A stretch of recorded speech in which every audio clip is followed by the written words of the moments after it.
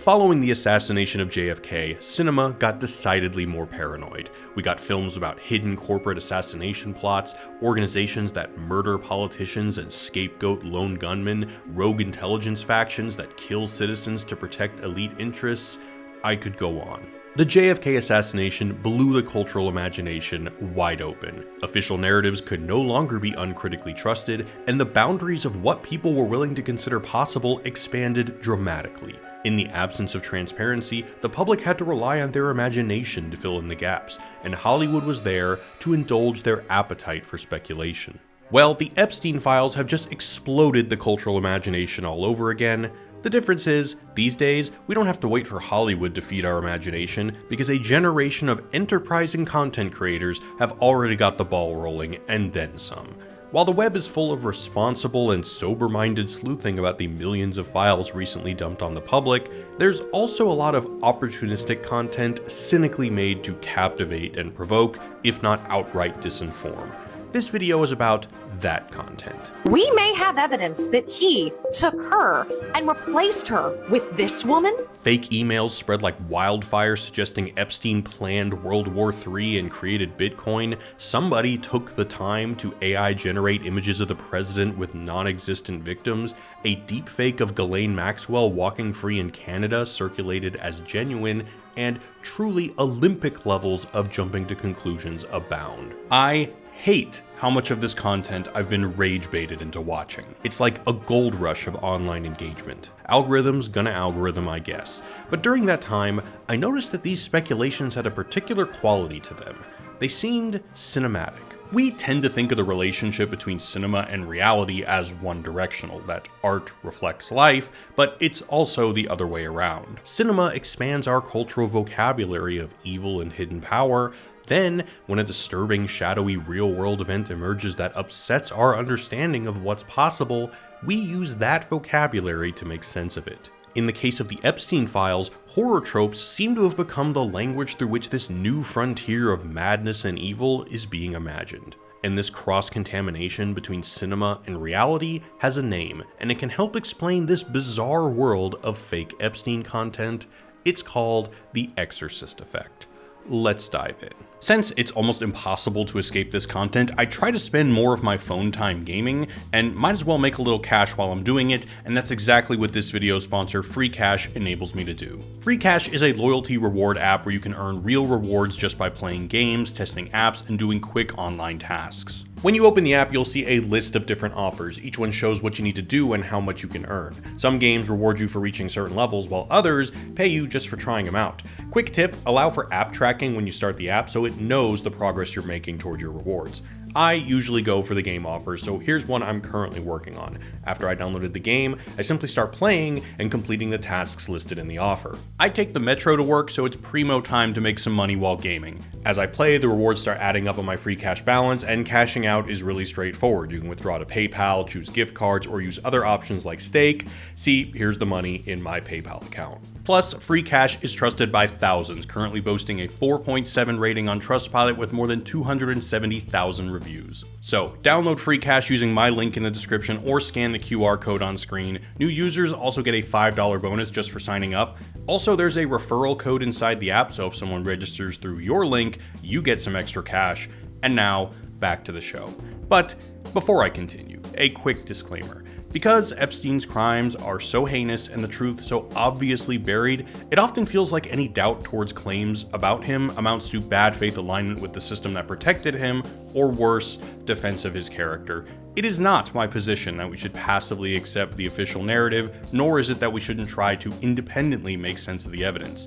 My point is something more specific, how movies shape the way we interpret events that have shaken our understanding of reality.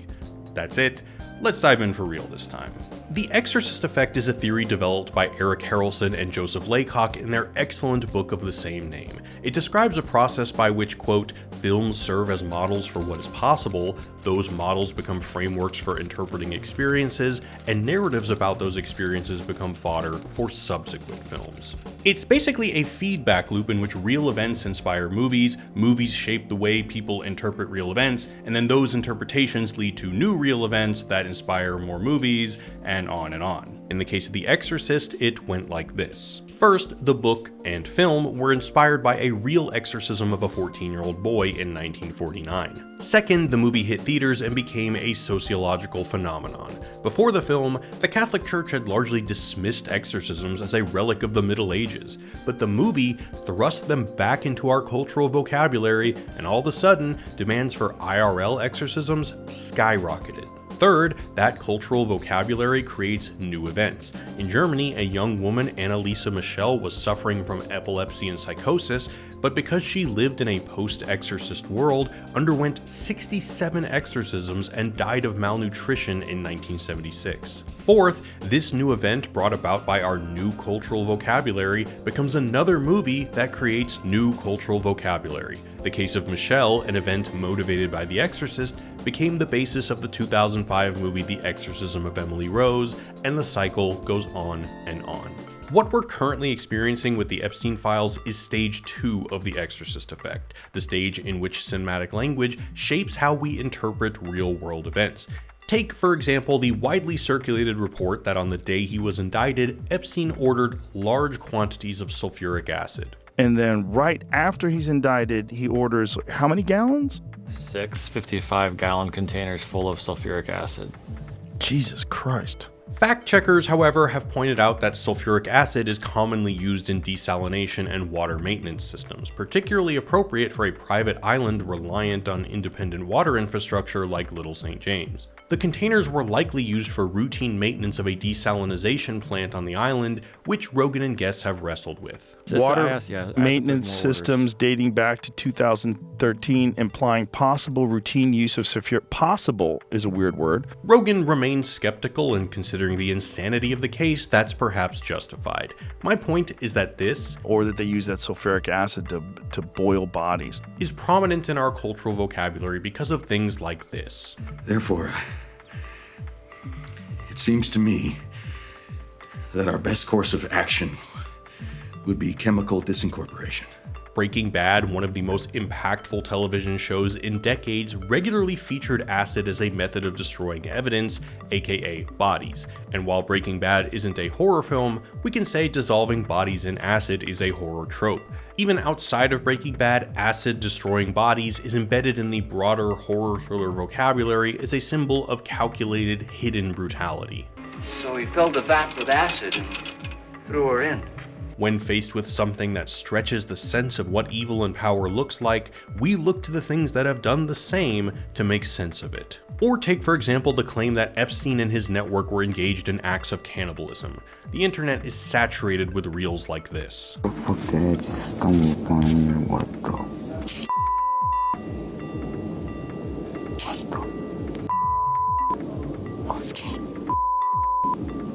The insinuation being that that is a cooked person. But it almost certainly isn't. That's likely a bronze statue, possibly this one photographed in Epstein's New York apartment. The rest of the reel contains boxes and envelopes that contain, I don't know, something sinister, I guess. Cannibalism has deep roots in storytelling dating all the way back to the Greek myth of Cronus, to the European fairy tale Hansel and Gretel, to horror films like the Texas Chainsaw Massacre, The Hills Have Eyes, and Cannibal Holocaust. But the real film that animates this corner of our cultural grammar is Silence of the Lambs. It's Hannibal Lecter who gave us the archetype of the cultural elite who partakes in human flesh with the flair of a gentleman. Before Lecter, cinematic cannibals were largely feral, mindless, or primitive, but Hannibal was a brilliant psychiatrist, impeccably mannered, who treated cannibalism as an extension of his sophistication.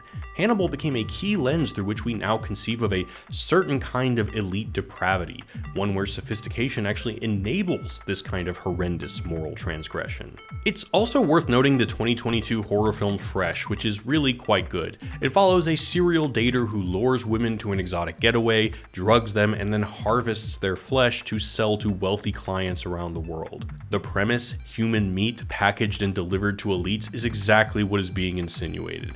Savvy content creators know exactly what they're doing. All it takes is a little bit of atmospheric music, saying WTF a bunch of times, and the audience's imagination, primed by the language of horror, will fill in the rest. Again, my point isn't to adjudicate what did or didn't happen. It's that when an event like this forces us to reconsider the outer limits of what powerful people are capable of, our minds go to the cultural artifacts that have already taken us there, and right now, those artifacts are doing a whole lot of interpretive heavy lifting. Then there's this, an image of a hatch somewhere in Epstein's compound that leads to a body of water. Fact checkers suggested it's most likely a concrete water storage tank, practical infrastructure for an island that generates its own. But many content creators leapt to a different conclusion, that it's a means for quick body disposal a la sharks. You know, like in James Bond. But, and this is an important but, interpreting real events through the lens of fiction doesn't automatically make those interpretations wrong. For example, the wildly disturbing email between Epstein and Sultan Ahmed bin Sulayem containing the line, "Are you okay? Love the torture video." Reading that, it's impossible not to think about films that depict elite snuff markets like 8mm with Nicolas Cage or Amenabar's film Thesis. And in that case, the cultural vocabulary that these films provide probably isn't that far from the truth. In another email, Epstein claims to have gone on a snipe hunt followed by a racial slur. The assumption drawn from this is that he and his elite buddies are hunting minorities for sport, a premise embedded into the culture thanks to stories like The Most Dangerous Game, which went on to inspire The Hunger Games, Battle Royale, The Hunt, Surviving the Game, Hard Target, The Purge, etc. Good God, I hope this one isn't true. Some of these creators have recognized the relationship between film and the Epstein files, though they've largely taken it in a different direction. Their assertion is basically that there are simply too many films that dramatize scenarios similar to what Epstein is accused of. Blink Twice, Eyes Wide Shut, Black Phone, for it to be mere coincidence. Therefore, filmmakers must be using fiction to whistleblow about real events. Well, it's not a coincidence, but that also doesn't mean they're coded messages about the truth. What it does mean is that art needs to build on reality in order to capture our imagination. Simply conjuring something fantastic isn't enough. In the book, Harrelson and Laycock discuss a concept called anchoring mechanisms. An anchoring mechanism is a means by which a film tethers its supernatural genre premise to something real, thereby making the unbelievable more believable. Think of The Mummy Returns with Brendan Fraser. Watching this gives me heavy hits of millennial nostalgia. So good. Imhotep and Anck-su-namun were both real historical figures. Imhotep was a brilliant engineer/physician, and Anck-su-namun was the wife of King Tut. The Fated Lovers, The Resurrections, CGI Dwayne Johnson, that's all Hollywood. But by grounding the fantasy in real history, the film earns just enough credibility to seduce the audience into entertaining its possibility, if only for a second. There are a lot of ways to anchor a film. Another one the book mentions is called transtextual anchoring, where a film quotes a literary or sacred text, thereby borrowing its authority. Of course, almost every demonic horror film quotes the Bible, making its narrative seem bound up with real religious history. From the eternal sea he rises, creating armies on either shore, turning man against his brother, till man exists no more. But I'd argue there's another form of anchoring, taking a social dynamic that genuinely exists and pushing it to an extreme. For example, Get Out. Spoilers, by the way. Guilty white liberals really do fetishize black identity too much. That reality we've all experienced makes the concept of rich white elites body-snatching black people feel, for a moment, disturbingly plausible. So when people say the Epstein files should force us to reconsider movies like The Menu, Eyes Wide Shut, Blink Twice, and Society, oh my god, Society is unhinged. They're mistaking an anchoring device for a coded confession. Most of these movies are, in some form or fashion, about the abuse and exploitation of the powerless by the powerful. Filmmakers are drawn to these stories because they ring true, and they ring true because we all feel the sting of obscene wealth inequality on a daily basis. And that's enough to motivate telling a story about an island of tech bro grape enthusiasts or elite rituals of feasting on people. Oh my god, this movie is so awesome. Look, I'm not ruling out that these things may exist, but the other reason to be skeptical of the whistleblowing theory is it requires Hollywood elites to be noble, and that's a hard sell. A significant amount of social critique in Hollywood filmmaking is fundamentally about being perceived as a serious, socially conscious artist. Using narrative to comment on egregious injustice is, for a certain class of filmmaker, high fashion. Do I really think Adam McKay is going to put himself at risk to expose the operations of a shadowy global elite through his films? Of course not. To be clear, the fact that cinematic tropes are a language we use to conceptualize this new reality is not a tragedy. That's just the reality when we live in a world with very little transparency and even less accountability. To use Harrelson and Laycock's phrasing, it makes sense that people speak about Epstein through the language of horror because he was a monster. But it's important to remember that while imagination is a necessary tool when truth is obscured, imagination is not the same as truth. Imagination is narrative seeking by nature. It's a starting point, but getting to the truth is still a boring process that requires the even more boring burden of proof. So if we're currently at phase 2 of the Exorcist effect, we can expect in the near future that these interpretations of the Epstein files will create new movies, and those movies will create new interpretations of reality, etc. But here's what I hope changes. Those post-JFK/Watergate films were largely about the fight for truth. It was all about the anguish of a population that felt deceived, that believed justifiably that the full story was being withheld and that they deserved to know it. Our heroes were willing to risk it all to nobly uncover the truth. But we're already past that with Epstein. We know enough. Not everything, we probably never will, but enough. We know he was engaged in heinous abuses of women and that he was protected by a network of powerful people for a very long time. That's why I want the Epstein era of cinema to be about something different, not the fight for truth, but the fight for accountability. Films less concerned with uncovering the elite conspiracy than with confronting the people and systems that allowed it to operate for so long in plain sight. I really don't care if the truth is out there.